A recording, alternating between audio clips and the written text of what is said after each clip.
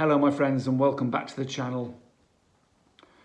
I'm going to revisit the horror and the nightmare that is the day in a life of an addict or an alcoholic, which was a typical day in my life not so very long ago now. And a bit like Groundhog Day, I've experienced over the many years that I've been in and out of alcoholism and opioid addiction. You know, there's been many days like this. They just seem to roll into one, if you like. And sometimes we conveniently tend to put them in the back of our mind and forget, if we've got any length of sobriety behind us, forget what it was actually like to be addicted, to live in addiction, and what it was like for the people that love us. And the contrast to this is I'm expecting today a visit from my beautiful family, my grandchildren, all my children, wife, all coming to see me over here, as I can't travel from here at the moment, which for reasons I can't discuss on here. But the fact that they're making the effort to come and see me, and the fact that at this moment in time, I am the best I can be, I think, you know, and it's one day at a time for me, just like it is for any addict. But we shouldn't forget where we came from. We shouldn't become complacent, because when we do that, then we're not traveling forwards, we're slipping backwards, and the nightmare can be back upon us before we know it, and on those that love us. Just before I visit this now, please, if you want to see this channel continue and you want to help support it in any way, please click the link in the description. I really need your help to continue. If you click the link and have a read, thank you to all those who've done that already. Really appreciate it. I need to get some new equipment to take this any further, really, to move on with it and to hopefully reach a few more people. So if you can help, even the price of a coffee, which will be gratefully accepted, you'll find out how on the link in the description. Thank you. And also there's a podcast called the Eyes Wide Open podcast, which I've been on recently. I'll pin the link in the comments if anyone's interested in watching or listening to that. So it couldn't be more of a contrast really to 20 months ago, if you like, the last time that I was in really active addiction. And now this moment in time, as I await the arrival of my family, a very different person mentally. I want to make this video to give a bit of hope, which is all you need really, some hope to anyone out there who's in active addiction at the moment, in alcoholism, in drug addiction, doesn't matter what. I'm talking about both in this video. Everything I talk about relates to both, the same feelings, the same nightmare.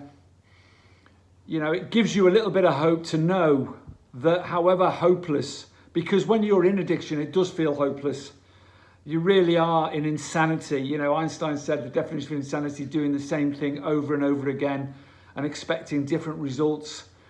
You know, and that's what active addiction is like. You know, it's Groundhog Day every single day. For me, a typical day in my life, you know, if I hark back just to my drinking days, for example, say 20 months ago, when I was really deep in alcoholism, you know, and each day blended into another, I would have to drink every 2 to 3 hours probably, just to stave off withdrawal symptoms. I didn't want to drink, I had to drink. I had to drink just to maintain any sort of movement or energy level, or just to even get out of bed required a drink. I wasn't washing. I was isolated. I hadn't cleaned my flat for God knows how long. There was piles of dirty dishes. There was a smell. I hadn't changed the sheets on my bed. You know, I was filthy, dirty, sweaty. Because as I was sort of withdrawing and then drinking and withdrawing, you know, the horrible smelly sweat that comes out of you. And I'm sorry if this is graphic, but this is the This is the reality.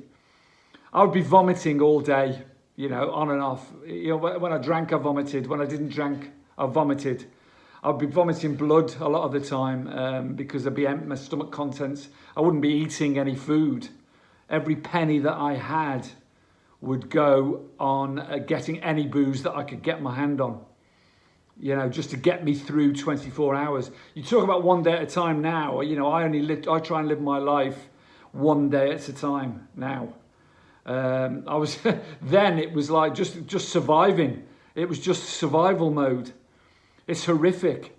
So, you know, I would think I was dying every single day. You know, every couple of hours my heart would be racing. I would feel it missing beats. I would be hot and cold. I'd be sweating. If I hadn't had a drink for couple of hours, my hands would start shaking, and they would shake so much. My body would shake so much that I could hardly move. I couldn't pick up a glass of water. I would start to see, you know, I was drinking heavily. Let's get it right. You know, it had started slowly, like it always does, and it's a progressive illness, and it builds up and escalates, and your tolerance builds up, your dependency builds up. So, you know, in the end, it was a couple of bottles of vodka a day. You know, when I couldn't get vodka, then because I didn't have the money. And believe me, money was another issue. I spent all my pension. I have a meager pension over here. It's more than enough to feed me now, you know, because I'm eating healthy food and I'm not spunking it all on booze and drugs. So, but then it was a case it was gone. And I'd be borrowing, you know, the amount of people I let down, borrowed money off, stole it really. You know, the shame, someone who was really successful in his career, you know, managed, 50, 60, 70 people in businesses, £1 million businesses, you know, was begging for pennies to go down to Aldi to buy litre cartons of cheap wine to get through the day, you know, and then sit outside Aldi because I was in such a state that I would have to drink one of those litres of wine to get me back up the hill. I'd probably vomit it on the floor halfway through and then have to drink the other half of it to try and get me up the hill. You know, people must have thought, well, I don't know what they thought. The shame of that now still hangs over me, although you have to let those things go. I isolated in a dark room. I didn't see any beauty or light or future. And then I didn't feel a spark of hope. And I had everything. You know, I got a beautiful little apartment here, which is paid for, you know, due to my retirement. You know, I only have a bit of money to buy food and whatever, but that's enough. That keeps me going. I overlooked a beautiful place, sea, sun. I didn't see any of that beauty at all. I didn't see any beauty in people. I didn't see any beauty in what I had, in life, in breathing. I had beautiful family, beautiful, lovely daughters, wife, who've never given up on me, ever. But they've had to let me go for long periods of time sometimes, which has taken a massive amount of strength for them because I've hurt them so much. I've lied to them, I've cheated, I've been selfish. And, you know, the only way now that I can prove, you know, my worth to myself and to them is being the best I can be. You know, and each day sort of went into another. You know, the sleep was non-existent because I'd be waking up every couple of hours to drink.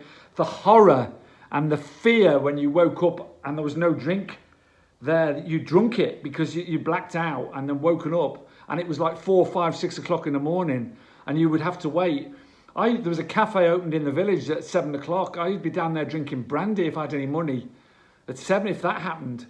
It's called dysphoria, you know, it's like this feeling that you're going to die, the world's coming to an end. It's the horrible anxiety and fear and trembling, and then you'd vomit, and then it'd just be the same thing over and over again, day in, day out, stinking and lonely and hopeless and in a dark, dark hole that you can't get out of.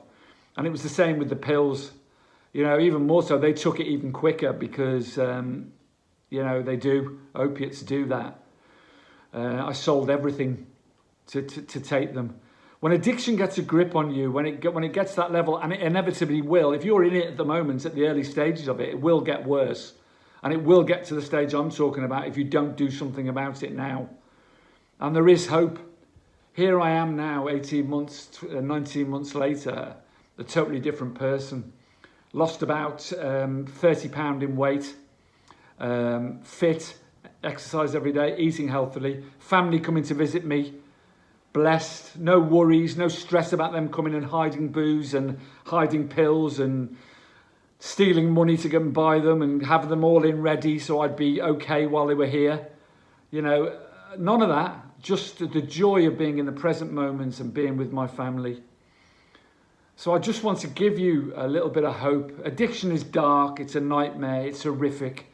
Anyone that digs themselves out of it and makes a new life has my utmost respect and admiration. But do it one day at a time. Make sure you've got support and help. Talk to people. Get a group around you, if possible, a peer group like I have, and to give you that strength and that guidance when you're struggling. Because you will struggle, particularly in those early days. It's hard to stay sober, and you have to do that in the day, in the moment. Don't think too far ahead. Set yourself small goals, achieve those small goals and move on to bigger goals. Get a routine, build up discipline, focus, consistency, repetition, habits, and you're away. And you will have a great life. And it is the greatest and best thing you will ever do. You'll have so much joy come back into your life. Everything that you've lost will slowly come back into your life. Some things come back really quickly, some things come back more slowly. But dignity, integrity, self-respect, self-worth, personal hygiene, all of these things, money, financial, everything will all come back to you. Family, eventually. You've got to work hard at it to get them back, but it happens if you do your best. And that's all you can do in each moment, do your best. Carpe diem, my friends. I'm not going to be around for a week. Please click the link in the description and help the channel if you can. Watch the Eyes Wide Open podcast. That's interesting. Carpe diem. Please subscribe and like the videos. Much love to you all. Stay strong, stay sober, get sober. Bye-bye.